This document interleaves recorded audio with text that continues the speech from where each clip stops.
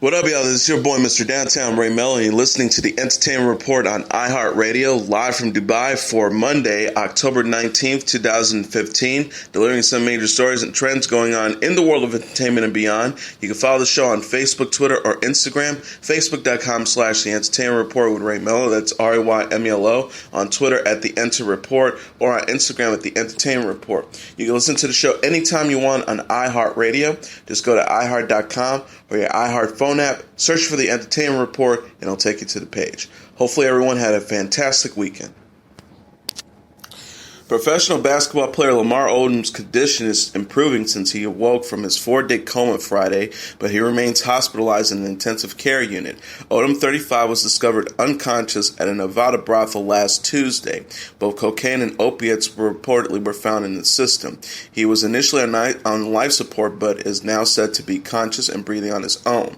A source told People magazine Sunday Lamar today again has had moments when he is awake and more responsive. They also added he is still in the ICU, is receiving oxygen, and sleeps a lot. He is not talking, but seems to understand when his estranged wife Khloe Kardashian and the medical staff speak to him. He will have another head MRI in the next few days to check for any damages that could have been caused by the strokes, the insider said. Khloe still hasn't left his side and looks very tired. As soon as Lamar wakes up, she rushed over to hold his hand. She sleeps on a pull-out bed next to Lamar. Odom married Kardashian in 2009 after a month-long courtship. They split up in 2013, however, their divorce was not finalized.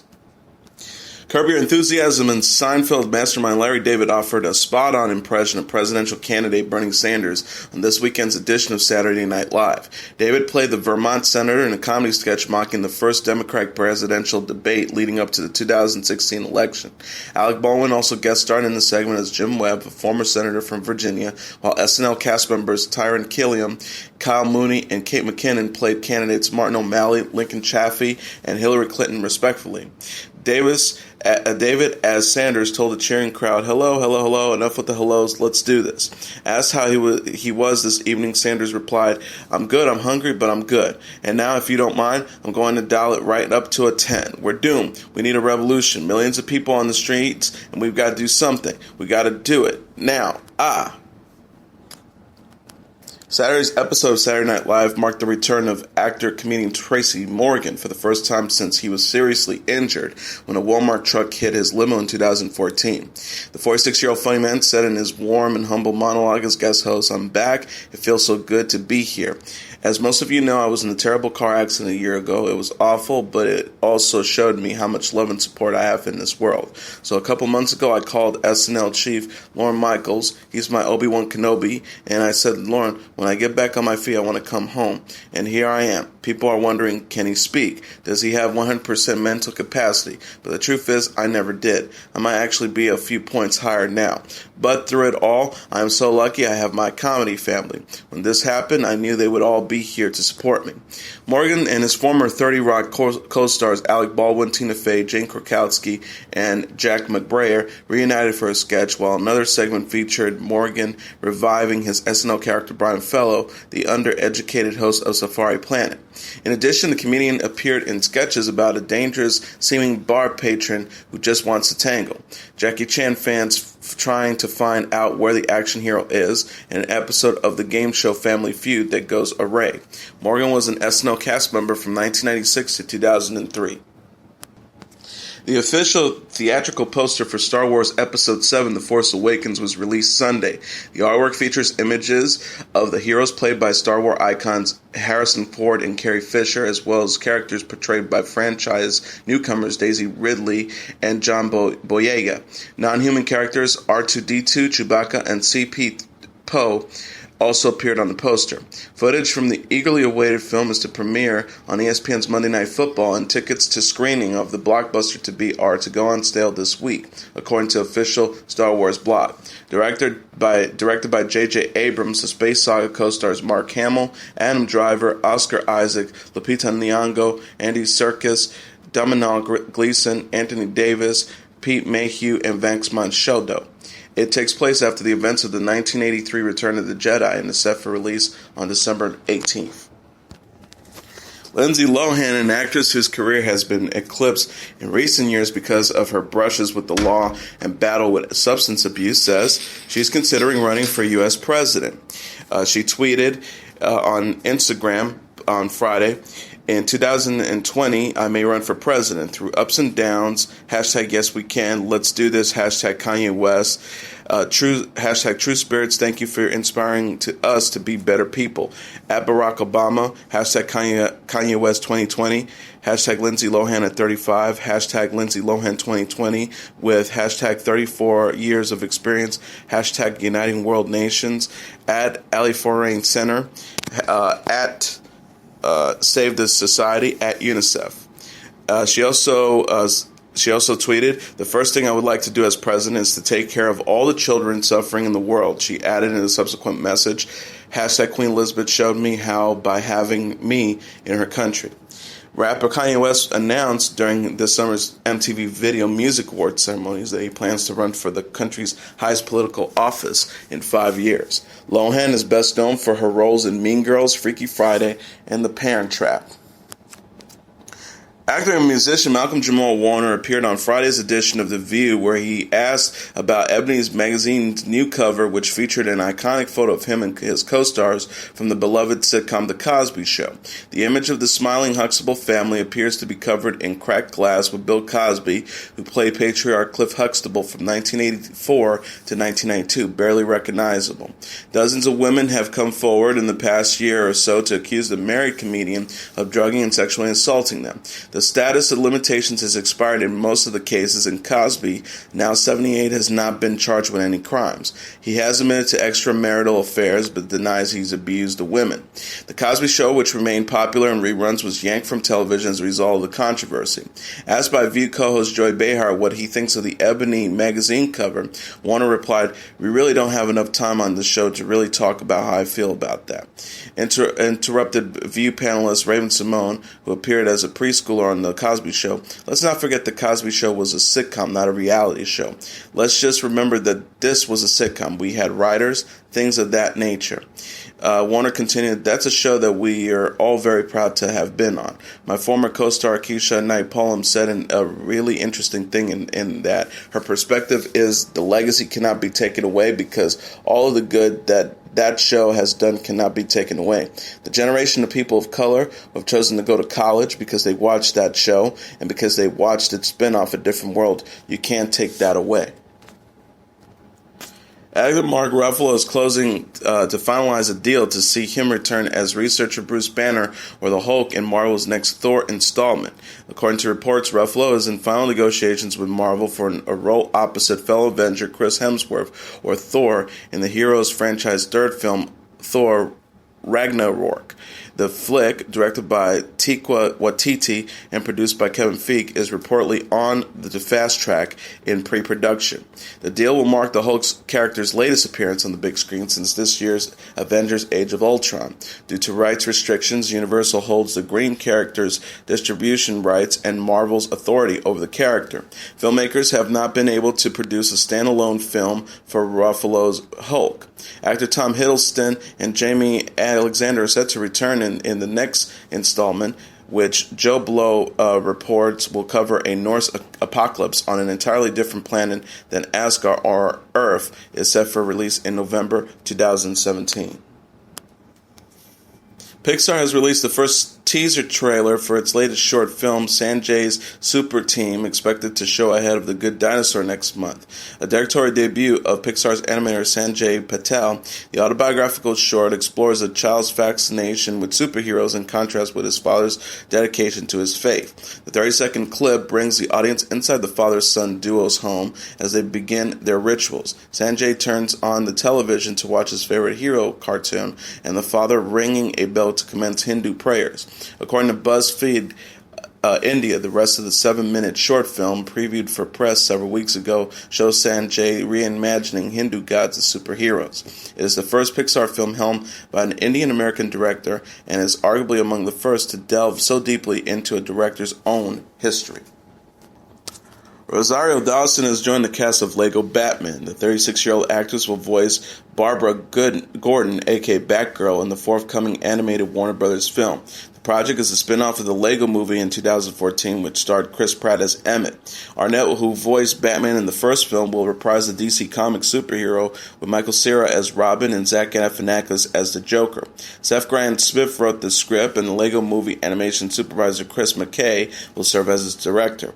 Dawson previously voiced Wonder Woman in the animated movie The Justice League Throne of Atlantis and Artemis and Wonder Woman.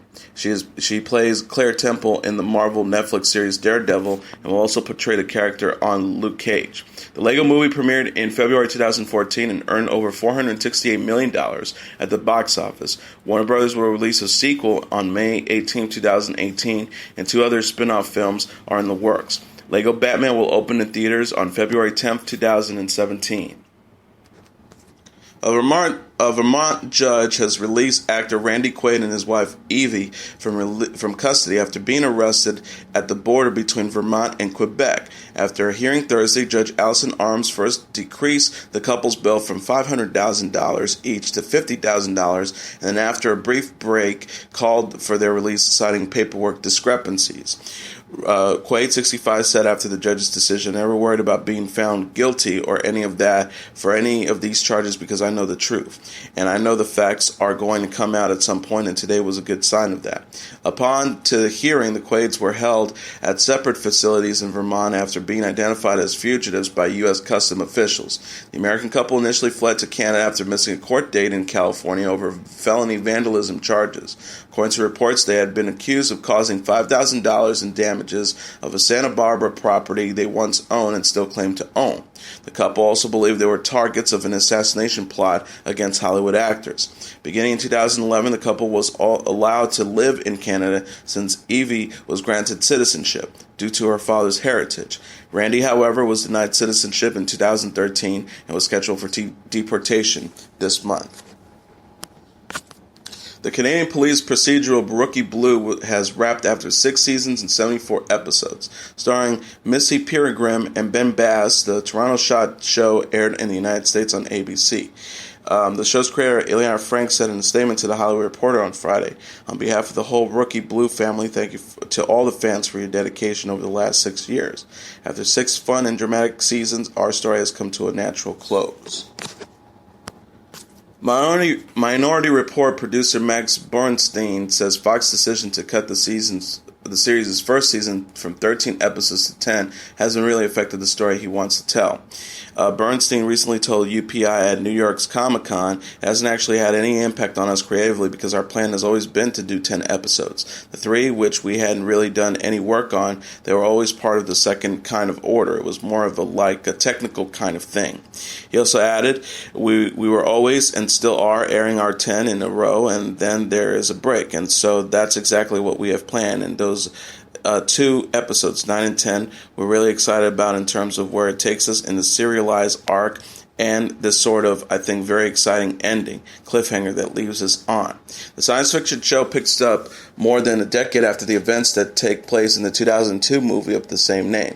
The film was about a division of law enforcement known as pre-crime, which apprehends people based on predictions from precogs or psychics who report offenses before they are committed. Minority Report, the series, follows Megan Good and Stark Sands' character, Detective Laura Vega and Precon's Dash Parker, as they team up to prevent violence after the pre-crime unit is dismantled. Asked if he was drawn to the project because it was about balancing safety with people's rights, a hotly debated issue in the United States today, Bernstein replies, "That's the one centerpiece of the show, obviously, the personal responsibility of this pre-crime." He also added the film was all about the sort of allegory of the balance between freedom and security in this post-9/11 world.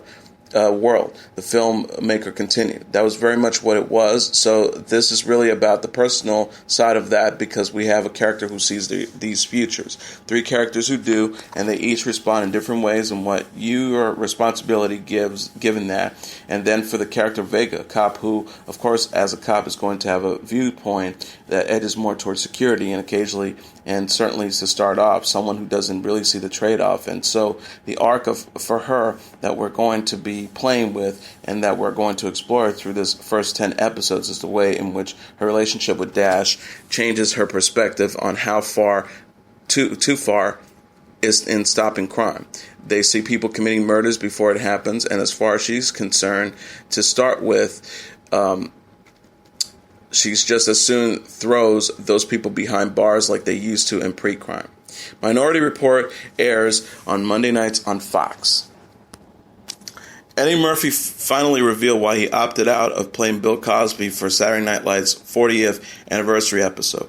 Murphy impersonated the 78-year-old actor back in the 80s during his stint on SNL. But when called back to do it again 30 years later, Murphy declined, saying that Cosby's image in the media was nothing to laugh about. Murphy told the Washington Post it was the biggest thing in the news at the time. I can't see why they thought it would be funny, and the sketch that Norm Macdonald wrote was hysterical. But Murphy's decision not to do the skit went beyond him trying to avoid an awkward situation. He added, if you get up there and you crack jokes about him, you're just hurting people. You're hurting him, you're hurting his accusers. I was like, hey, I'm coming back to SNL for the anniversary. I'm not turning my moment on the show into this other thing. According to the Latin Post, Murphy was close to playing Cosby for the Celebrity Jeopardy on SNL's 40, but backed out last minute. SNL actor Kenan Thompson took on the role instead. Murphy attended the anniversary episode only to say a special thanks to the audience. Former SNL member and Celebrity Jeopardy segment writer Norm Macdonald said he understood Murphy's reasoning behind his decision, saying the laughs are not worth it. NBC News reported that Cosby thanked Murphy for refusing to do it. Singer Demi Lovato unveiled her newest album, Confident, along with a separate collaborative track with band Fall Out Boy Friday. The 23-year-old celebrity announced the release of her autobiographical project early Friday morning, expressing excitement over Twitter and Instagram alongside photos of the cover art. Lovato spent her opening night in New York sharing a photo from Times Square at midnight, saying she's on her way to #Find Confident. In an interview with Access Hollywood published this week, the former Disney star described her fifth studio album as one that conveys, quote, honesty, empowering messages, and confidence. Alongside Confidence, Lovato is featured in the revisited Fall Out Boy track Irresistible, released Friday. The accompanying video for the tune features an adorable set of pugs who characterize a love story, while Demi and Fall Out Boy singer Patrick Stump sing lyrics, I love the way you hurt me, it's irresistible. And in a related story, Lovato has landed a contract with Wilhelmina Models. The 22-year-old star signed with the New York agency Thursday. She joins model Karrueche Tran, actress Ruby Rose, and singer Nick Jonas on the company's celebrity roster. Lovato said in a press release Friday, I'm thrilled to sign my first major modeling contract with Wilhelmina. I'm very excited to see where our work together will go creatively as I enter the next phase of my career and continue to develop as an artist.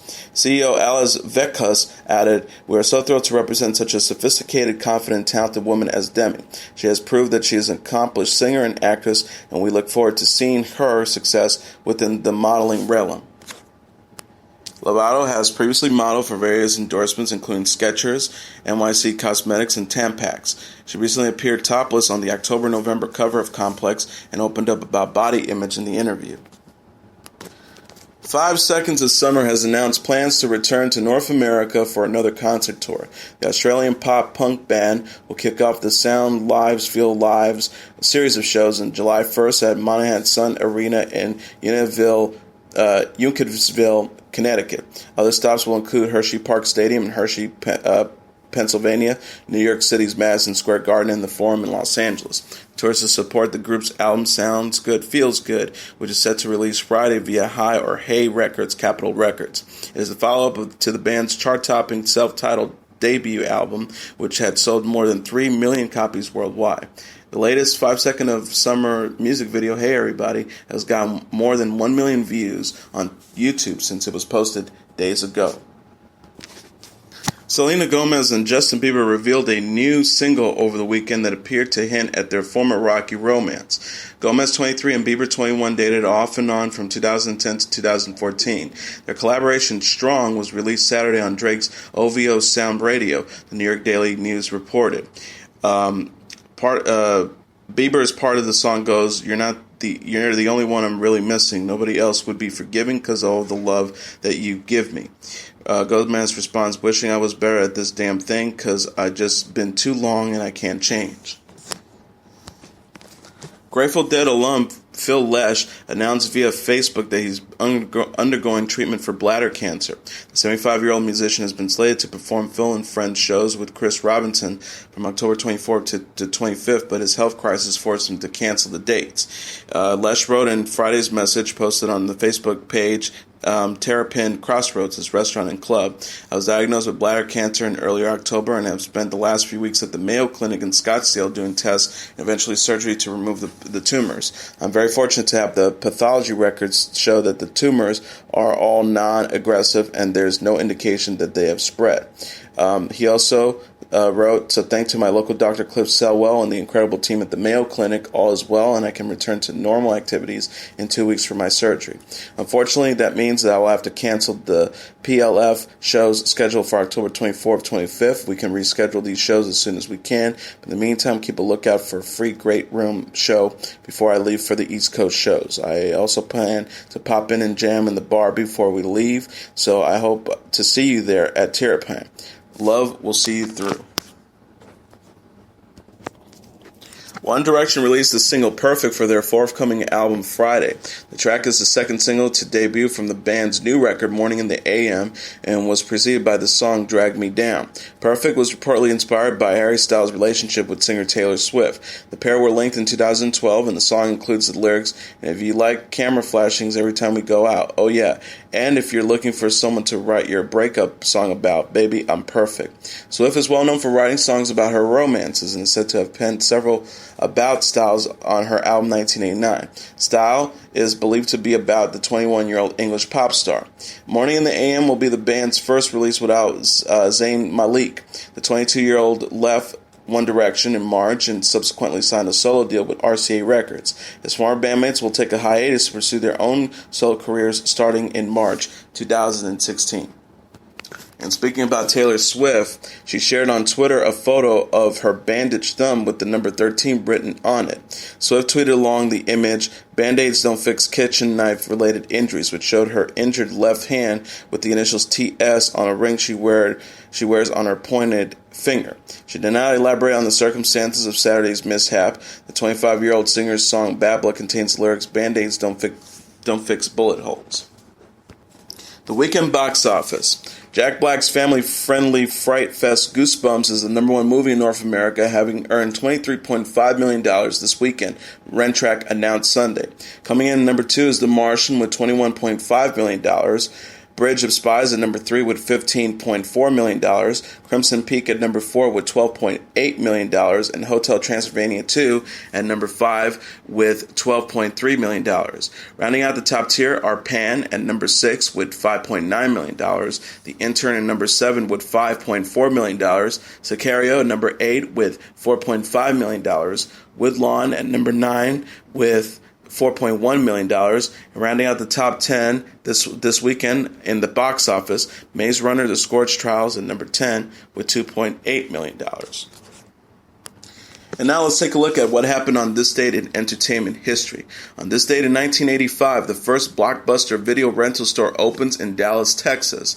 At a time when most video stores were small-scale operations featuring a limited selection of titles, Blockbuster opened with some 8,000 tapes displayed on shelves around the store and a computerized checkout process. The first store was a success, and Blockbuster eventually became one of the world's largest providers in-home movies and game entertainment.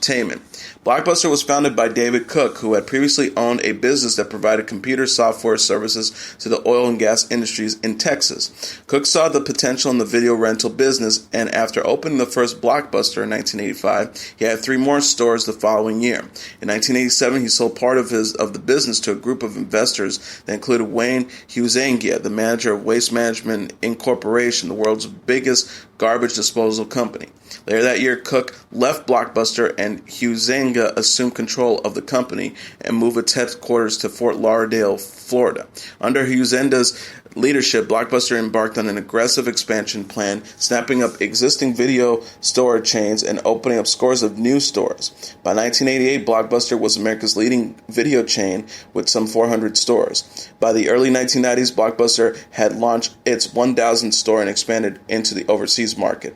In 1994, Blockbuster was acquired by media giant Viacom Inc., whose brands included MTV and Nickelodeon. In the mid-1990s, the digital video disc DVD made its debut, and in 1997, Netflix, an online DVD rental service, was founded. Around that same time, the e-commerce giant Amazon.com launched a video and DVD store. Blockbuster faced additional competition from the rise of pay-per-view and on-demand movie services, through which viewers could pay and watch movies instantly in their own homes. In 2004, Blockbuster split off from Viacom. That same year, Blockbuster launched an online DVD rentals service to compete with Netflix. As of 2008, Blockbuster had some 8,000 stores around the world and was well known for its advertising campaign slogan, "Make a Blockbuster Night." In 2006, the company, headquartered once again in Dallas, had global revenues of more than $5.5 billion. Also on this date in 1985, Take On Me music video helps Norway's a-ha reach the top of the U.S. pop charts. From its beginning in the early 1980s, it was clear that MTV would have a dramatic effect on the way pop stars market their music and themselves. While radio remained a necessary engine to drive the sales and chart rankings of singles and albums, the rise of new artists like Duran Duran and the future ascent of established stars like Michael Jackson showed that creativity and aesthetic appeal on MTV could make a direct and undeniable contribution to a musical performer's commercial success. But if ever a case existed in which MTV did more than just contribute to an act's success, it was the case of the Norwegian band a-ha, who went from total unknowns to chart-topping pop stars almost solely on the strength of the groundbreaking video for the song Take On Me, which hit number 1 on the Billboard pop charts on this date in 1985. By 1985, the medium was established enough that it took a unique angle to achieve music video stardom. Enter a-ha, a synth pop group that caught a later ride on the dying new wave thanks to the video for Take On Me, in which lead singer Morten Harket was transformed using a decades-old technology called rotoscoping.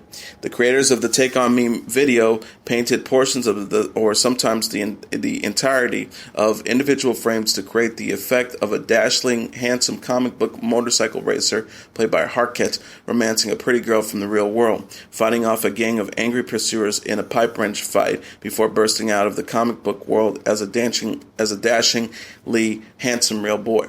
The widely popular video was an aesthetic marvel at the moment of its unveiling, and it propelled a-ha not only to the top spot of the pop charts, but to a still unbeaten record of 8 wins at the 1986 MTV Video Music Awards. Predictably enough, the FX gimmick that seemed so fresh in Take On Me soon became something of a cliche, showing up in ads from everything from minivans and maxi pads. As for a-ha, they may be thought of by many Americans as one-hit wonders or two-hit wonders for those who remember the sun always shines on TV, but internationally they have enjoyed a tremendous successful recording career without any further help from MTV. And that is your entertainment report for Monday, October 19th, 2015. I'm your host, Mr. Downtown Ray Mello. I'll be back tomorrow to deliver some major stories and trends going on in the world of entertainment and beyond. You can follow the show on Facebook, Twitter, or Instagram. Facebook.com/The Entertainment Report with Ray Mello. That's RAYMELO. On Twitter at The Enter Report, or on Instagram at The Entertainment Report. You can listen to this episode or any previous episodes of The Entertainment Report anytime you want on iHeartRadio. Just go to iHeart.com or your iHeart phone app, search for The Entertainment Report, and it'll take you to the page. Good night, and God bless you all.